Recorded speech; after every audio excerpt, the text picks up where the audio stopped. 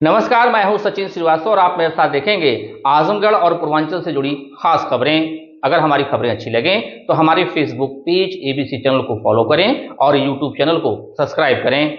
खबर के प्रायोजक हैं Ginni apparel, complete family shop for apparel shopping, civil lines Azamgarh, up to 50% off on brand Levi's, Jack and Jones, Killer, Spykar, Numero Uno, Status Quo, Libas, सब्याता and UCB, Kashi Gomti jewellers, Bhawarnath, Ayodhya road, Azamgarh. शादी के आभूषण की खरीद पर दुल्हन का श्रृंगार और गृहस्थी का सामान बिल्कुल मुफ्त। गोल्ड, डायमंड और सिल्वर की ज्वेलरी का विशाल संग्रह और लाइफ स्टाइल फर्नीचर, बेलनाडीह, आजमगढ़।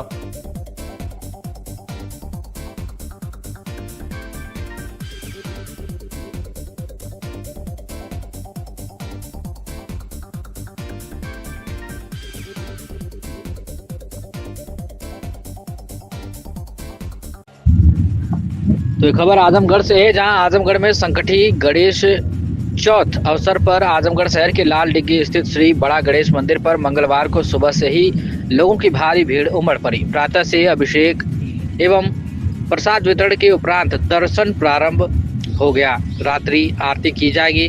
पूरे दिन प्रसाद वितरण का कार्यक्रम होता रहा। मंदिर के महंत राजेश मिश्रा ने बताया कि यह व्रत भगवान गणेश और चौथ माता को समर्पित होता है और विशेष रूप से बच्चों की लंबी उम्र, स्वास्थ्य और घर परिवार की खुशहाली की कामना के लिए रखा जाता है। भगवान श्री गणेश हमारे सनातन धर्म के लिए परम सम्मानीय एवं प्रथम पूज्य देवता है। वे साक्षात परम ब्रह्म परमात्मा है। श्री गणेश जी की यह बड़ी अद्वितीय विशेषता है कि उनका स्मरण करते ही विघ्न बाधाएं दूर हो जाती हैं और सब कार्य निर्विघ्न पूरे हो जाते हैं। लोक परलोक में सर्वत्र सफलता पाने का एकमात्र उपाय है कि कार्य प्रारंभ करने से पहले भगवान श्री गणेश का पूजन अवश्य करें, क्योंकि स्वयं भगवान श्री राम एवं शिव जी ने अपने विवाह में अपने हाथों से भगवान श्री गणेश जी का पूजन किया। अर्थात भगवान श्री गणेश जी अनादि देवता है तथा बुद्धि के प्रदाता है। वेद व्यास जैसे महापुरुष के कार्य में सहायक होकर महाभारत जैसे विशिष्ट ग्रंथ का लेखन कार्य स्वयं संपन्न किया। इसलिए भगवान श्री गणेश जी की आराधना मंगल प्रदान करने वाली होती है। माघ मास के कृष्ण पक्ष की चतुर्थी तिथि के व्रत की महिमा का भी उल्लेख किया और कहा कि स्त्रियां अपने संतान की दीर्घायु एवं सफलता प्राप्ति के लिए करती हैं। श्री गणेश जी के नाम का जप करें, पूजन करें। इनकी पूजा अर्चना से सभी क्षेत्रों में सदैव मंगल होता है। वहीं उन्होंने कहा कि आजमगढ़ का गणेश मंदिर विशेष स्थान रखता है, क्योंकि यह वाराणसी और अयोध्या जैसे पौराणिक स्थलों के मध्य में पड़ता है। आजमगढ़ जिले में विशेष गहन मतदाता पुनरीक्षण एसआईआर का कार्य 26 दिसंबर को पूरा हो गया था। 6 जनवरी को मतदाता सूची का ड्राफ्ट प्रकाशन कर दिया गया, जिस पर सभी प्रमुख दलों की निगाहें टिकी रही। एसआईआर प्रक्रिया के बाद विभिन्न श्रेणी के 5,66,606 ऐसे वोटर मिले जिनका नाम मतदाता सूची से हटा दिया गया है। इसमें 1,02,383 मृतक मतदाता, 1,23,984 अनुपस्थित, 2,63,695 शिफ्टेड, 47,894 पहले से नामांकित और 28,650 अन्य मतदाता शामिल हैं। जिले के 8 विधानसभा क्षेत्रों के 2,298 मतदान केंद्रों के 4,347 बूथों पर कुल 37,14,258 मतदाता थे, जिसमें विशेष गहन पुनरीक्षण के लिए 4,387 बीएलओ और 445 सुपरवाइजर लगाए गए। एसआईआर प्रक्रिया के बाद आलेख्य प्रकाशन के समय मतदाताओं की संख्या 31,47,652 हो गई थी, जिसमें 17,19,537 पुरुष, 14,28,063 महिला एवं 52 अन्य मतदाता शामिल हैं। नो मैपिंग वाले मतदाताओं को जिला निर्वाचक रजिस्ट्रीकरण अधिकारियों की तरफ से नोटिस जारी किया जाएगा। नोटिस जारी होने के बाद आयोग द्वारा निर्धारित 13 दस्तावेजों में से कोई एक विकल्प अपने मतदेय स्थल की बीएलओ अथवा सुनवाई की तिथि आयोग से अधिसूचित सहायक निर्वाचन रजिस्ट्रीकरण अधिकारी के समक्ष प्रस्तुत करना होगा। मान्यता प्राप्त राजनीतिक दलों के बूथ लेवल एजेंट भी फॉर्म 6 बूथ लेवल अफसर के पास जमा कर सकते हैं। मतगणना प्रपत्रों पर निर्णय और दावों एवं आपत्तियों का निस्तारण 6 जनवरी से 27 फरवरी 2026 तक किया जाएगा। मतदाता सूची का अंतिम प्रकाशन 6 मार्च को किया जाएगा। ड्राफ्ट प्रकाशन के बाद उप जिला निर्वाचन अधिकारी ने मान्यता प्राप्त राजनीतिक दल के प्रतिनिधियों के साथ बैठक की। मीडिया से बातचीत करते हुए एडीएम प्रशासन राहुल विश्वकर्मा ने बताया कि आज 6 जनवरी को सभी विधानसभा के ड्राफ्ट का प्रकाशन कर दिया गया है, जिसमें 31,40,000 ऐसे मतदाता हैं जिन्होंने अपना फॉर्म भरा था। उन्होंने बताया कि जो मैपिंग के लगभग 1,58,000 लोग हैं, इन लोगों को नोटिस जारी की जाएगी। इन्हें आयोग की तरफ से सुझाए गए 13 विकल्पों में से जो उपलब्ध होगा उसे जमा करना होगा। इसमें जनपद आजमगढ़ की 10 विधानसभाओं में माननीय भारत निर्वाचन आयोग के निर्देशानुसार जो विशेष प्रगाढ़ पुनरीक्षण का कार्यक्रम चल रहा था, उसमें आज 6 जनवरी 2026 को सभी विधानसभाओं की आलेख्य निर्वाचक नामावली, जो ड्राफ्ट लिस्ट होती है वोटर्स की, वो पब्लिश हुई है। इसमें वो सभी लोग जिन्होंने अपना गणना प्रपत्र भर करके जमा किया था, उनके नाम शामिल हैं। तो लगभग 31,40,000 से ऊपर मतदाता हैं जिन्होंने अपना गणना प्रपत्र पूरा भर करके जमा किया था, उनके नाम इस सूची में हैं। और इसके अतिरिक्त जिन लोगों ने अपना पूरा जो है गणना प्रपत्र सही ढंग से नहीं भरा था, SIR 2003 से जिन्होंने अपना लिंक नहीं किया था, नो मैपिंग वाले केसेस है, वो लगभग 1,58,000 के आसपास हैं। तो उन लोगों को अब संबंधित ERO के माध्यम से नोटिसेस जाएंगी, जिसमें 13 प्रकार के अभिलेख उन्हें अपने देने होंगे, जो उनकी सुनवाई की तिथि नियत होगी उस पर। राजनीतिक बैठकें भी हुई हैं, किस तरीके के लोग छूटे हैं, ऐसा कुछ मामले आए? इसमें जनपद आजमगढ़ में आज सुबह 10 बजे सभी राजनीतिक दलों के प्रतिनिधियों को बुला करके 10 से 12 बजे के बीच में उनको एक draft voter list hard copy में और सॉफ्ट कॉपी में उपलब्ध कराई गई है। और 2 बजे जो है यहाँ कलेक्ट्रेट सभागार में बैठक करके उनके साथ ये कम्युनिकेट किया गया है कि किस तरह की आगे कार्रवाई रहेगी, जिसमें नो मैपिंग के जो केसेस हैं उनमें क्या क्या अभिलेख देने हैं, कैसे कैसे देने हैं, इन सब बिंदुओं पर चर्चा हुई। उनसे अनुरोध किया गया कि इस बीच में जो भी नए मतदाता, युवा मतदाता 18 वर्षीय आयु अचीव कर लिए हैं, जो आहर्य हैं, उनका फॉर्म 6 भरवा करके नाम मतदाता सूची में शामिल करवाएं। आजमगढ़ जिले के अजमतगढ़ विकास खंड स्थित पारनकुंडा गौशाला में 4 जनवरी की रात करीब 12 बजे गौ तस्करों ने बड़ी वारदात को अंजाम देने का प्रयास किया था। तस्कर पिकअप वाहन के जरिए गौशाला परिसर में घुसे और गौवंश को ले जाने की तैयारी कर ही रहे थे कि इसी दौरान मऊ जनपद की पुलिस को घटना की सूचना मिली। पुलिस टीम के गौशाला पहुंचते ही तस्कर मौके से फरार हो गए। घटनास्थल पर एक पिकअप वाहन खड़ा मिला, इसमें 3 गौवंश लदे हुए थे, जबकि 1 दर्जन से अधिक गौवंश को बांध कर रखा गया था। घटना के समय गौशाला पर कोई कर्मचारी या सुरक्षा व्यवस्था मौजूद नहीं थी। बता दें कि गौवंश के चुराए जाने की सूचना प्राप्त होते ही थाना जीरपुर पुलिस मौके पर पहुंची। पिकअप छोड़कर फरार बदमाश हो गए थे। बता दें कि इस मामले में वीडियो अजमतगढ़ की तहरीर पर प्रधान सचिव और केयर टेकर के खिलाफ मुकदमा दर्ज किया गया था। जीरपुर थाना पुलिस ने इस घटना में शामिल 2 आरोपितों को गिरफ्तार किया है। एसपी ग्रामीण चिराग जैन ने बताया कि 6 जनवरी 2026 को संदिग्ध व्यक्ति वाहन चेकिंग के दौरान थाना जीरपुर पुलिस को मुखबिर खास से सूचना प्राप्त हुई कि उक्त घटना में संलिप्त अभियुक्त भरौली मोड़ पर मौजूद है। सूचना पर त्वरित कार्रवाई करते हुए पुलिस टीम द्वारा लगभग समय 1:10 पर 2 अभियुक्तों की गिरफ्तारी घेराबंदी कर की गई। गिरफ्तार आरोपियों में पूरनमल यादव पुत्र प्रेम शंकर यादव निवासी करमौता थाना नगरा जनपद बलिया, वाहन स्वामी गौशाला का केयर टेकर तेज प्रताप शाही और पप्पू पुत्र कल्पनाथ शाही निवासी पारनकुंडा थाना जीरपुर जनपद आजमगढ़ शामिल है। गिरफ्तार वाहन स्वामी एवं केयर टेकर ने बताया कि वह अपने साथियों के साथ मिलकर गौवंश पशुओं की चोरी कराकर बिहार राज्य में बेचवाते थे और उससे जो रुपए मिलते थे उन्हें सब लोग आपस में बांट लेते थे। पुलिस ने पूर्व में 4 अदद जिंदा गौवंश और घटना में प्रयुक्त पिकअप वाहन संख्या UP 60 CT 3511 बरामद किया था। क्या कुछ कहना है इस पूरे घटनाक्रम को लेकर और गिरफ्तारी के विवरण में चिराग जैन एसपी ग्रामीण का सुनिए। तस्करी का मामला सामने आया है, क्या है पूरा मामला? देखिए 4 जनवरी को थाना जीरनपुर के गांव पारनकुंडा में एक चोर के गैंग द्वारा गौवंशों को चुराने की सूचना प्राप्त हुई थी, जिस पर तत्काल थाना जीयनपुर की पुलिस मौके पर पहुंची और मौके पर पुलिस को देखते अपराधी जो है फरार हो गए। वहां से हमको एक पिकअप और उस पर 4 गौवंश लदे हुए बरामद हुए, जिनको हमने सफलतापूर्वक गायों को रेस्क्यू किया और इसमें मुकदमा उसके आधार पर दर्ज किया गया। विवेचना के दौरान इसमें 2 लोगों के नाम प्रकाश में आए, जिसमें वाहन मालिक जो बलिया का रहने वाला है पूरनमल यादव, उसको हमारी टीम ने गिरफ्तार किया है। साथ में जो गौशाला के केयरटेकर हैं पप्पू शाही उर्फ तेज प्रताप, इनकी भी मिलीभगत सामने आई है, जिनको भी हमारी टीम द्वारा गिरफ्तार किया गया है। इन दोनों से गहनता से पूछताछ की गई है, तो कोई अन्य लोगों के नाम भी प्रकाश में आए हैं, जिनकी गिरफ्तारी के लिए हमारी 4 टीमें गठित हैं। जल्द से जल्द उनकी गिरफ्तारी भी सुनिश्चित की जाएगी। इन सभी अभियुक्तों के बैंक अकाउंट और सीडीआर की एनालिसिस भी हमारे द्वारा की जा रही है। इसमें बैकवर्ड फॉरवर्ड लिंकेजेस, किसके द्वारा ट्रांजैक्शन कितनी की गई, कहां तक की गई, वो सब की भी विवेचना गहनता से की जा रही है।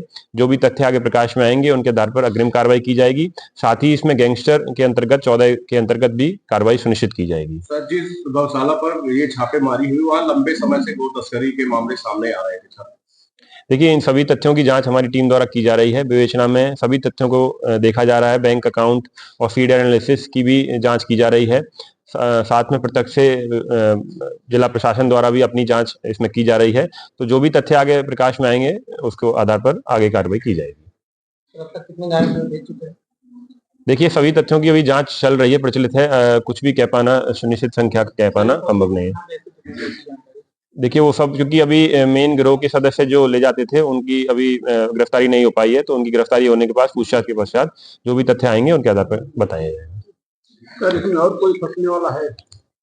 इसमें और खबर आजमगढ़ से, जहां भारत निर्वाचन आयोग के निर्देशानुसार जनपद आजमगढ़ में विशेष प्रगाढ़ पुनरीक्षण 2026 मतदाता पंजीकरण कार्यक्रम का शुभारंभ प्रभारी जिलाधिकारी मुख्य विकास अधिकारी परीक्षित खटाना द्वारा मंगलवार को शिवली नेशनल पीजी कॉलेज में किया गया। इस अवसर पर प्रभारी जिलाधिकारी मुख्य विकास अधिकारी द्वारा जनपद के विधानसभा निर्वाचन क्षेत्रों की फोटोयुक्त निर्वाचक नामावलियों का आलेख प्रकाशन किया गया।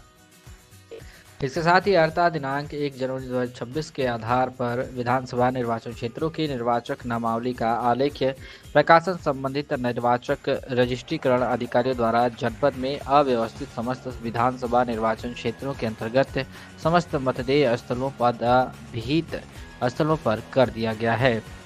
प्रभारी जिलाधिकारी ने कहा कि भारत निर्वाचन आयोग के निर्देशानुसार अर्थात तिथि 1 जनवरी 2026 के आधार पर जिनकी आयु 18 वर्ष पूर्ण हो गई है, वे मतदाता अपना नाम मतदाता सूची में बढ़ाते हेतु फॉर्म 6 घोषणा पत्र के साथ भरकर अपने BLO मतदाता पंजीकरण केंद्र पर जमा कर सकते हैं।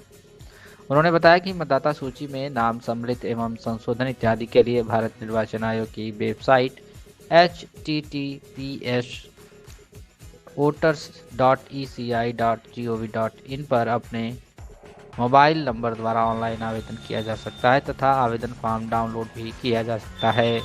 प्रभारी जिलाधिकारी ने युवाओं छात्र छात्राओं से अपील किया है कि वे निर्वाचक सूची में अपना नाम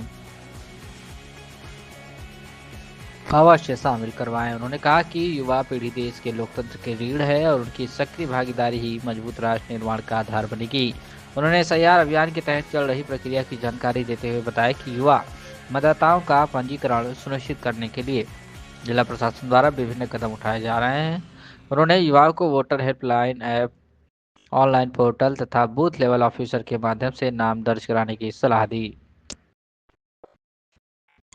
उप जिला निर्वाचन अधिकारी राहुल विश्वकर्मा ने कहा कि मतदान न केवल एक अधिकार है बल्कि कर्तव्य भी है। युवाओं को सक्रिय होकर इस प्रक्रिया में भाग लेना चाहिए ताकि आगामी निर्वाचनों में पूर्ण मतदाता भागीदारी सुनिश्चित हो सके।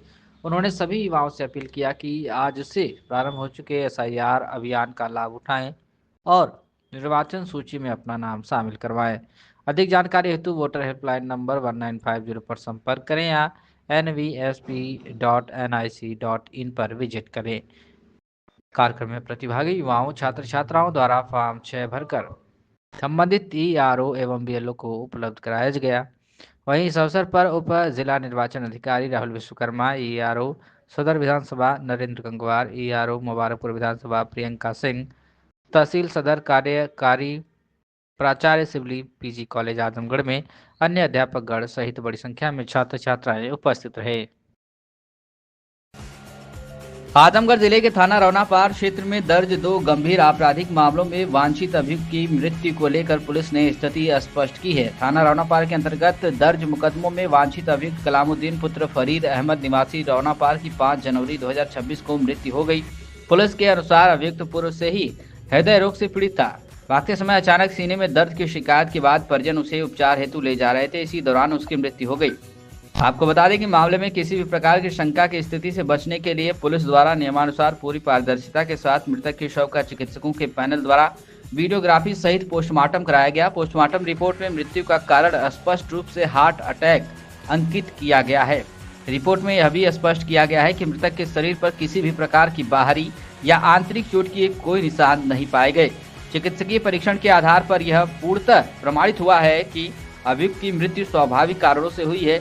इस मामले में एसपी ग्रामीण ने स्पष्ट किया है कि पूरे मामले में सभी विधिक प्रक्रियाओं का पालन किया गया है और किसी भी प्रकार की पुलिस अभिरक्षा या बल प्रयोग की पुष्टि नहीं होती है। क्या कुछ कहना है चिराग जैन एसपी ग्रामीण का, आप सुनिए।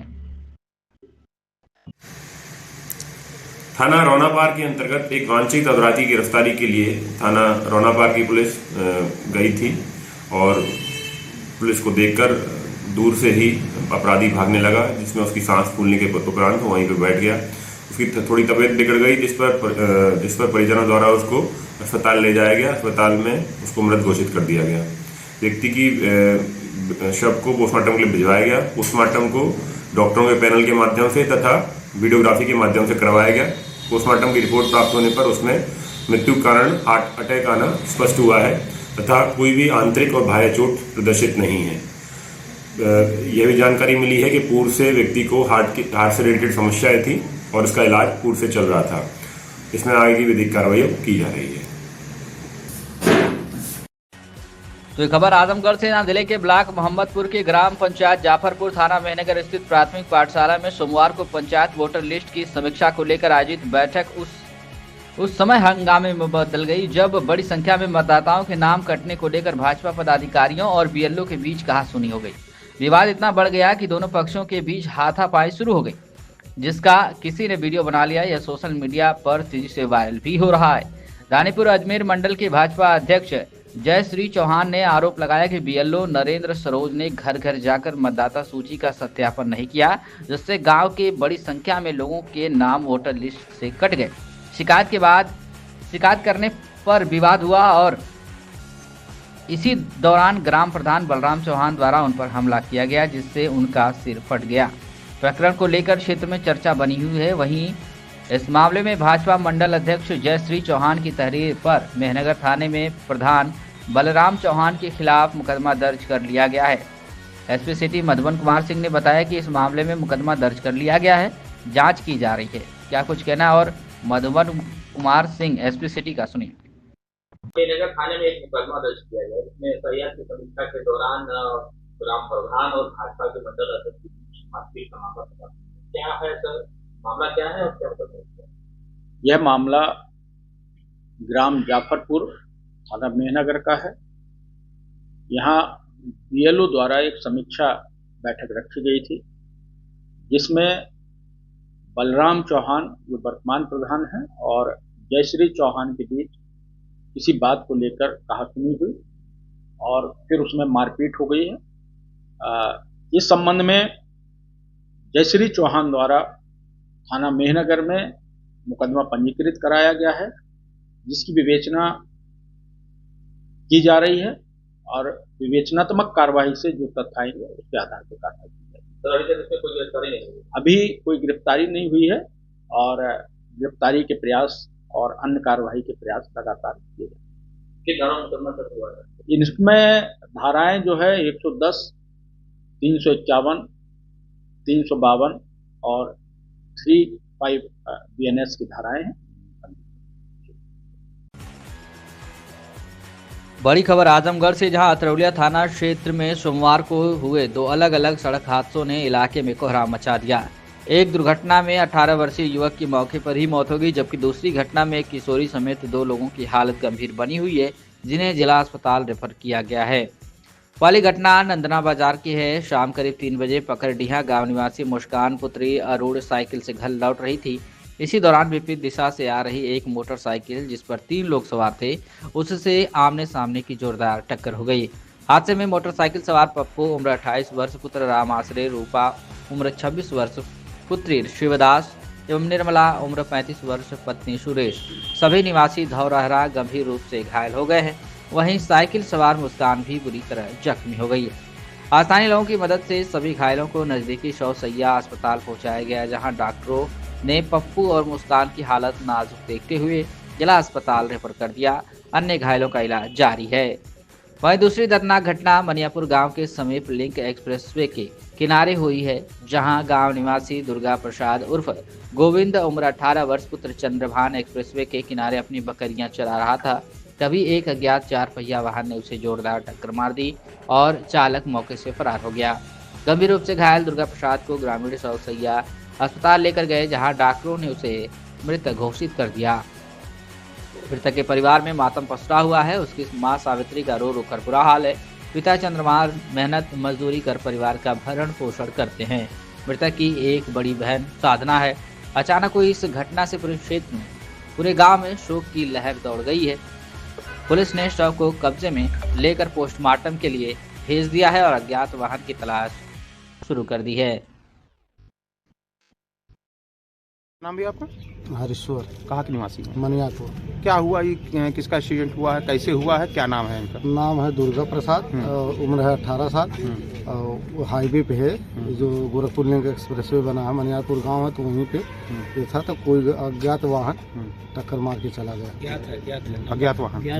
ये बकरी चरा रहे थे वहाँ पे? क्या कर रहे थे? बकरी चरा रहे थे। क्या कर रहे थे? बकरी चरा रहा था। मैं तो सुनने में तो यही आया है, मैं वहाँ पे था नहीं, लेकिन सुनने में यही आया कि वहाँ पे जो लोग थे मौजूद।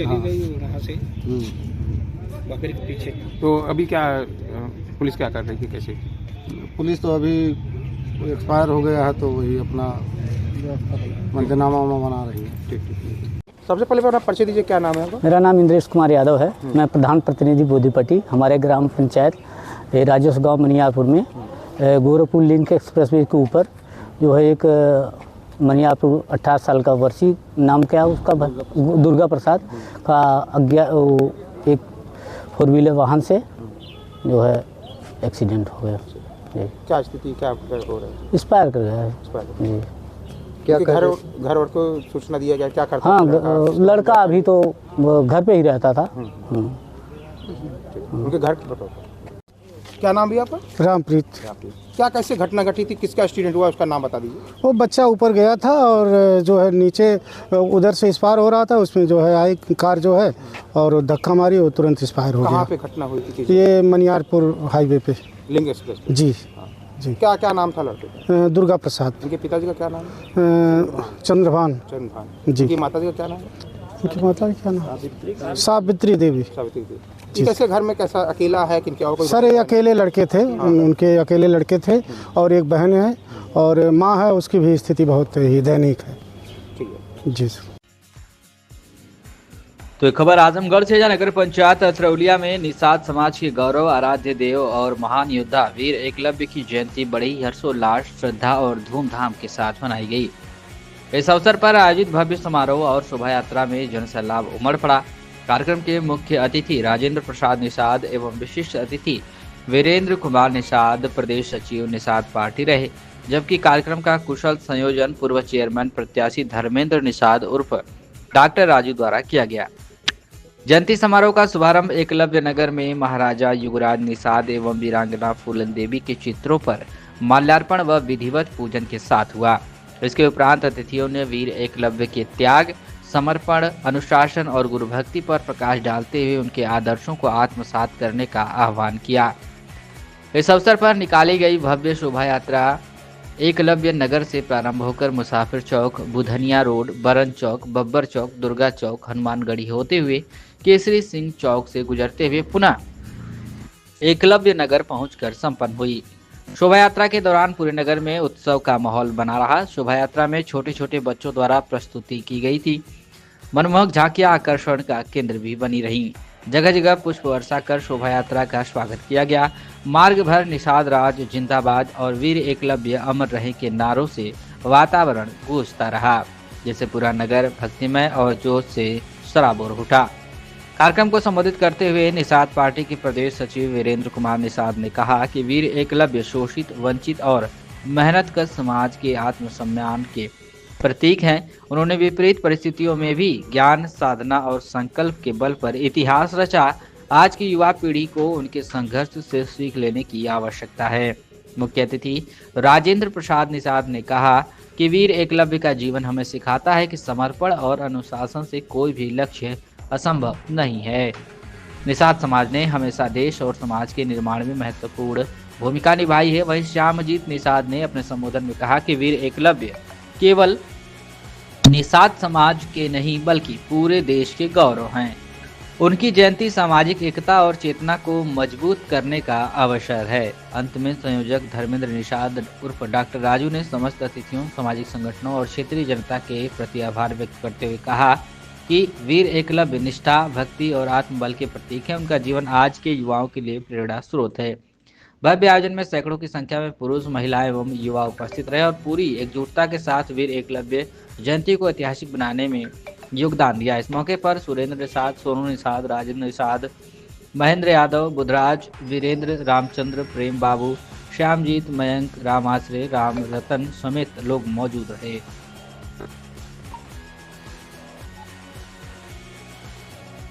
आज नगर पंचायत में इसका भ्रमण भी किया गया है, एक रैली भी निकाली गई थी और इसके छोटे छोटे बच्चे ने प्रदर्शन किया, इसके बारे में। मैं धर्मेंद्र निषाद, पूर्व प्रत्याशी नगर पंचायत रौलिया भाजपा।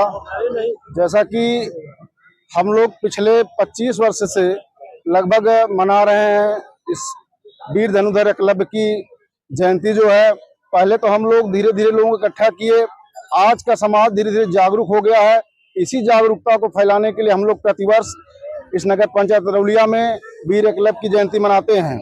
दिन प्रतिदिन इसमें वृद्धि हो रही है, लोग समझदार हो रहे हैं और यहाँ की सभी जनता जो है इसमें सहयोग देती है वीर एकलव्य जयंती को मनाने के लिए और साथ साथ पूरे इस नगर पंचायत का भ्रमण करती है और बताती है कि हम निषाद के वंशज हैं, हम लोग किसी से कम नहीं हैं।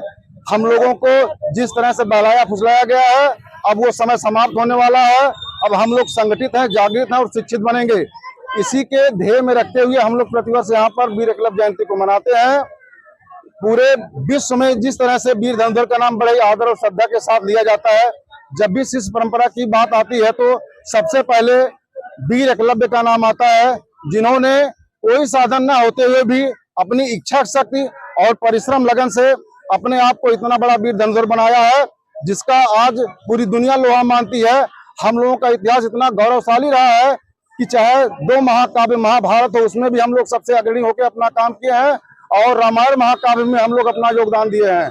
तो हम लोगों का इतिहास बहुत ही गौरवशाली और बहुत ही सुदृढ़ रहा है, जो कि हम लोग अपने इसी इतिहास और गौरव को बनाने के लिए प्रतिवर्ष वीर एकलव्य जयंती को मनाते हैं। क्योंकि इतिहास गवाह है, जिन लोगों ने अपने पूर्वज को याद नहीं किया उनका इतिहास मिट गया। हम लोगों का इतिहास जिंदा रहे और आगे रहे, ये दुनिया जाने कि किस तरह से महाकाव्य महाभारत और महाकाव्य रामायण में निषाद वंश का अग्रणी योगदान था। जी, मैं वीरेंद्र कुमार निषाद, निषाद पार्टी से प्रदेश सचिव और लोकसभा कोऑर्डिनेटर लालगंज से हूँ।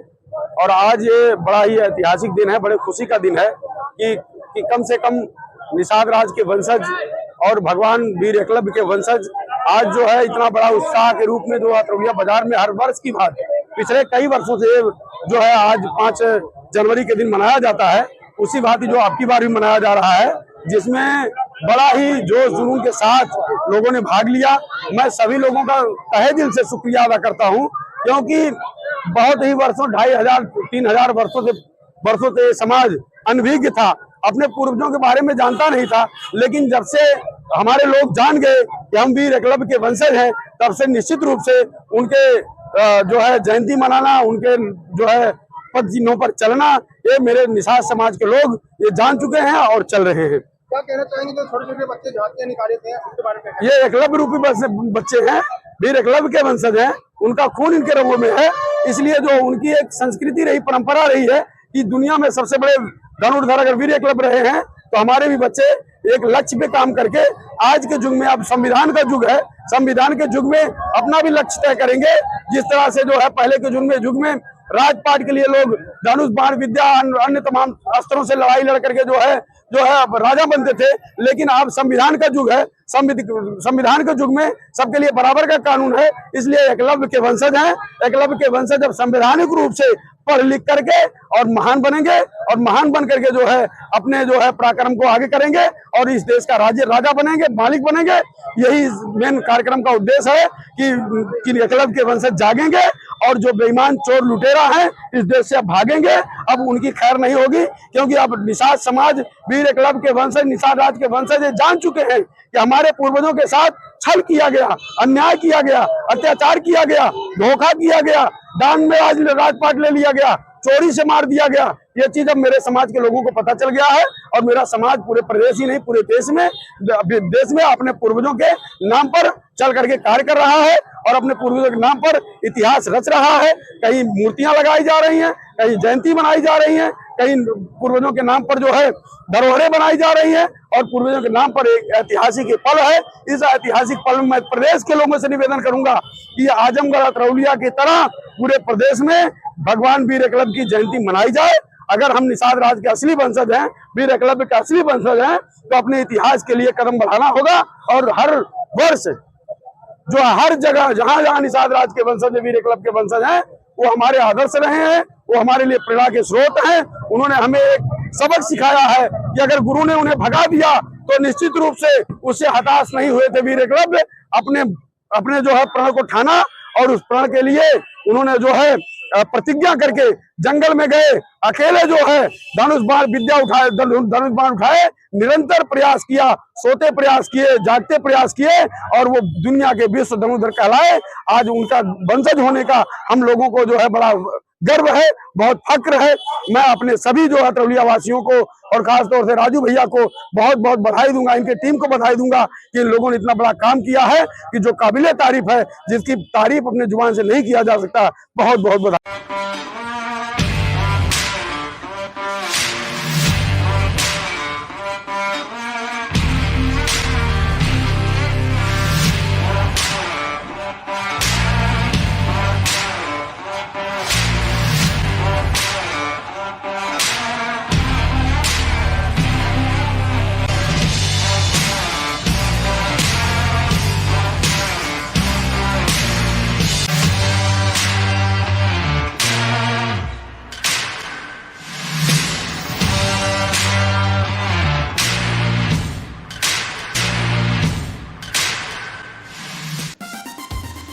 Kashi Gomti jewellers, A wing of Kashi Gomti group, निकट भंवरनाथ मंदिर, Ayodhya road, Azamgarh.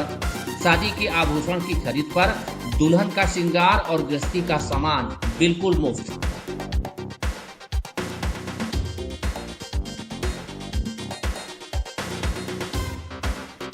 Gold, diamond और सिल्वर की ज्वेलरी का विशाल संग्रह, शुद्धता की 100% गारंटी।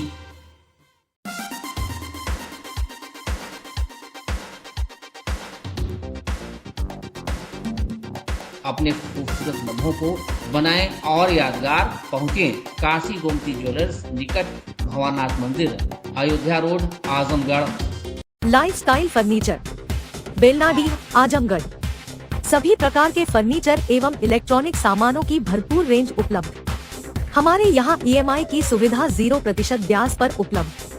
इलेक्ट्रॉनिक सामानों में LED TV, refrigerator, washing machine, air conditioner, air cooler, deep freezer, water cooler, mixer juicer, iron, fan, induction, battery, inverter, electric geyser, gas geyser, आटा चक्की इत्यादि। फर्नीचर के सामानों में बेड, गद्दा, सिंगारदान, अलमीरा, sofa, table, chair, rack, stool, संदीली, सीढ़ी, डाइनिंग टेबल, झूला आदि। शादी विवाह की हो तैयारी या ऑफिस और घर के लिए सामानों की करनी हो खरीदारी, पहुँचिए लाइफस्टाइल फर्नीचर, बेलनाडी, आजमगढ़।